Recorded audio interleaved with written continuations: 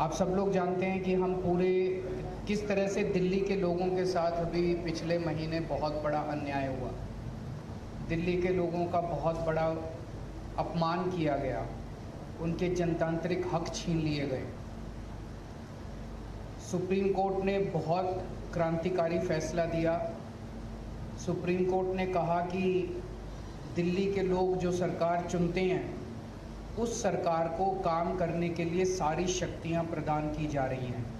Supreme court ने सारी शक्तियां दिल्ली की सरकार को, दिल्ली एक यूनियन टेरिटरी माना जाता है, इसलिए समय समय पे मोदी सरकार ने हमसे बहुत सारी शक्तियां छीन ली थी। लेकिन 11 मई को सुप्रीम कोर्ट ने आदेश पारित करके वो सारी शक्तियां दिल्ली के लोगों को वापस, दिल्ली की चुनी हुई सरकार को, कि दिल्ली के लोग जिस भी सरकार को चुनेंगे, चाहे इस पार्टी की चाहे उस पार्टी की, उस सरकार को काम करने के पूरे अधिकार होंगे।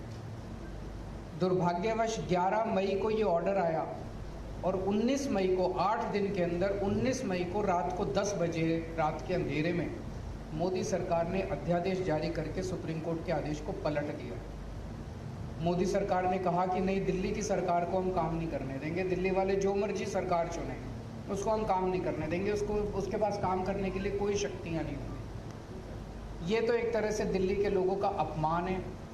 दिल्ली के लोगों के अधिकार छीन लिए गए और दिल्ली के लोगों को बिल्कुल एक तरह से जनतंत्र के अंदर एक बेदखल कर दिया गया, पूरी की पूरी दिल्ली के 2 करोड़ लोगों को। अब ये जो अध्यादेश जारी किया गया है ये संसद में आएगा, संसद के मॉनसून सेशन में।